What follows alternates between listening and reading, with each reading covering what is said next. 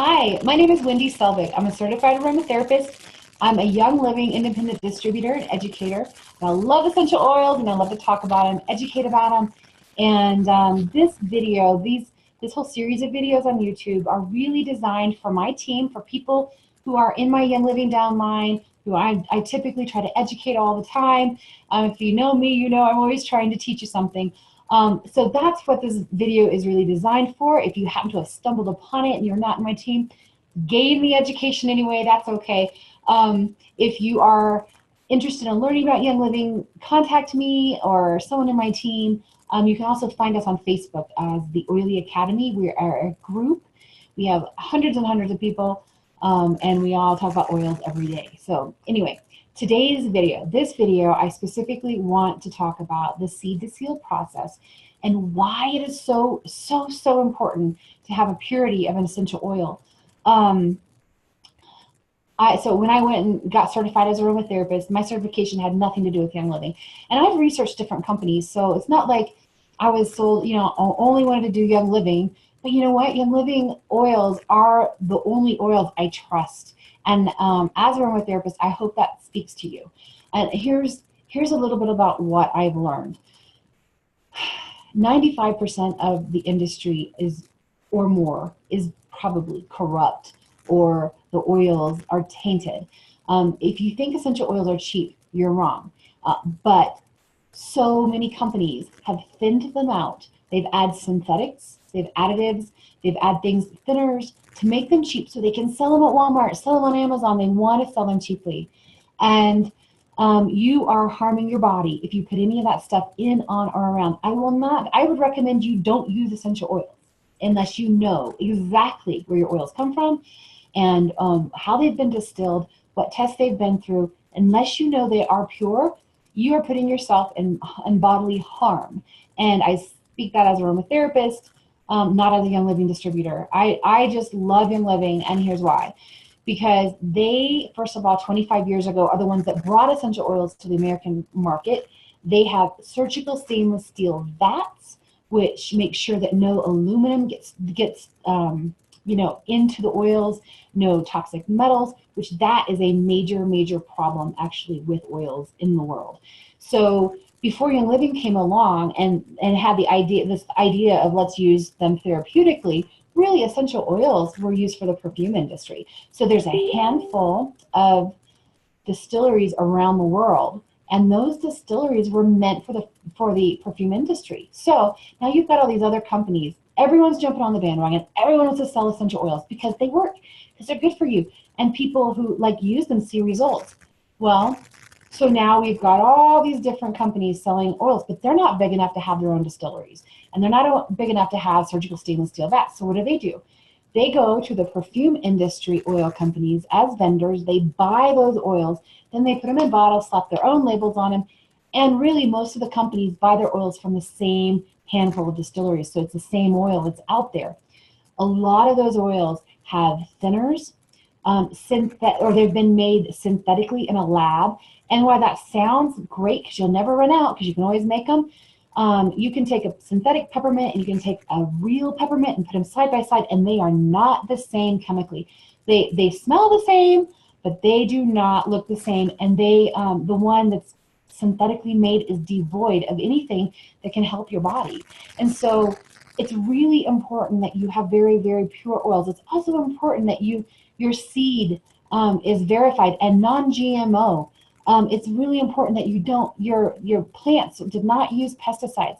Young Living hand weeds their fields before they harvest so that there's no weeds in there, but they will not use weed killers. They will not use pesticides.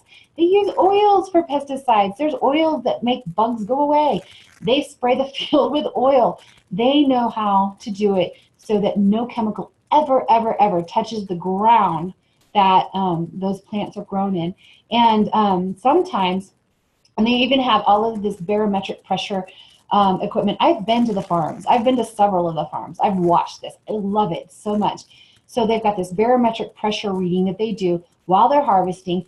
And for certain plants, when the barometric pressure drops, the actual chemical constituents that are healing to your body in the plant, they drop down into the root ball. And so if you were to harvest while the barometric pressure is down, you're not going to get any medicinal benefits from that plant.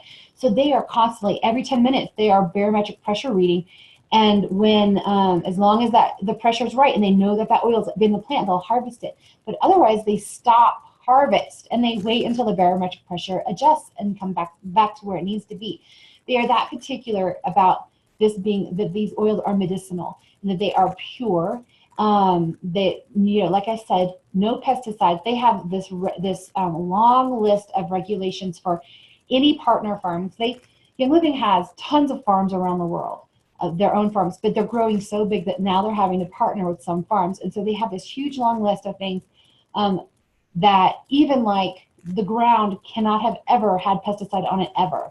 Not just like in the last 5 years, like the organic standards say. Like, no, pesticides stay in the ground for 25 years. So the requirement is they do testing and they find out and they make sure that the ground has never ever had pesticides on it. And honestly, in the United States, that's kind of getting hard to come by. So that we've got now farms in Ecuador, we have farms in Croatia, we have farms in Oman, different plants, for different areas of the world for different plants. But we have amazing farms, and if you are in Young Living, you are allowed to go visit the farm. So if you want to go see the farm in Croatia, you can go book a flight and get yourself to Croatia, go see the farm. They'll give you a tour, they'll show you the plants, they'll show you the distillery. They are a very open book, and they're proud of how pure their process is. So it's really, really, really good. And then I've been to the labs in Utah. I've been and I've seen the scientists. I've seen the last time I was there, excuse me, in November, they had, how many tests was it? Oh, I'm so sorry. 30 tests, I think, they're at, where every batch of oil that comes in, if it's not from their farm alone, but a partner farm especially, they'll test 30 different tests. Most essential oils get tested like just a couple things, little things that they get tested. They are testing for everything, metal toxicity, everything, pesticides, chemicals, whatever. They're doing all these tests. Then they run that round of tests 3 times to make sure that the result comes out exactly the same each time. And they are radical about purity. So the last little bit of lesson about essential oil impurity and what you should know is that there are 3 schools of aromatherapy. There is the English school, the German school, and the French school. And I've learned the French, and Young Living is very French standard, French, everything French. Part of that's because Gary Young, 25 years ago, learned from the French masters in France. He learned how to distill, how to make distillery equipment. He learned the purity and how it all works. The problem in the world, like for when I think about like naturopaths and doctors and chiropractors and anybody who's in a profession who's like concerned about your health, like if I'm concerned, you're going to want to say, don't take oils. That's like, don't put them internally, because the German school and the English school, first of all, the access to oils they have had are those perfume distilleries I was talking about, the ones that have aluminum that leach into their oils. Typically, those oils in Germany and in England are tainted. They typically have synthetics. They typically are like apples and oranges compared to a pure oil. So yes, studies have come out of Germany and England that say, hey, lavender hurt a person once, or this oil made a child convulse or something. There's there's just a few of them. There's not a lot of reports, but there are a few that have come out. But you can trace those oils back to that industry. Over on the French side, where they stress purity, there are not those kinds of reports. And so the French school of thought is if it's a pure oil, it's a really good oil, then that oil can be taken internally. Now there are certain things, there's certain oils that we have to be a little careful of. There's certain things, if you're epileptic, you want to be really careful about taking certain oils.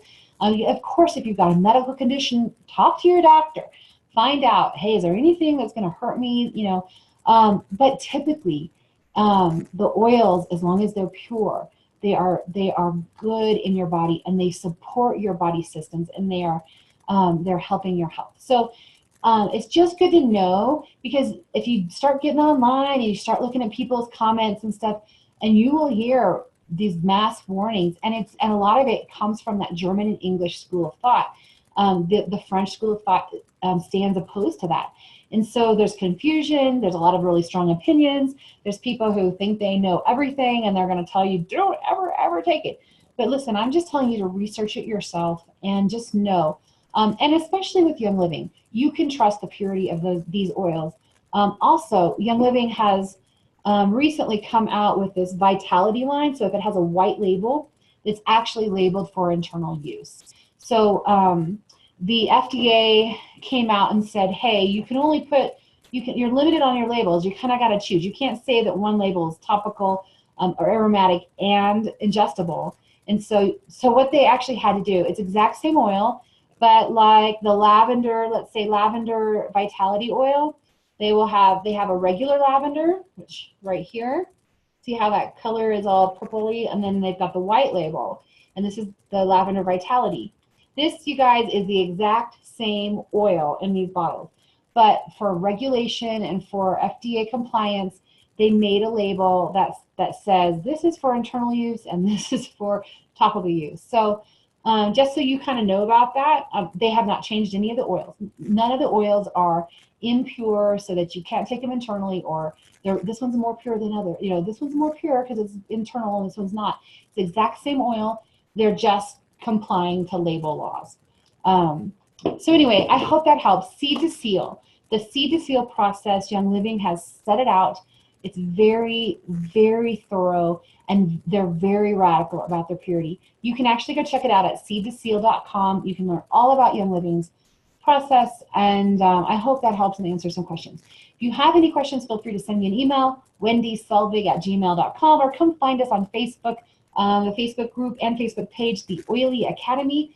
Would love to talk to you and love to answer your questions. Thank you. Have a great day.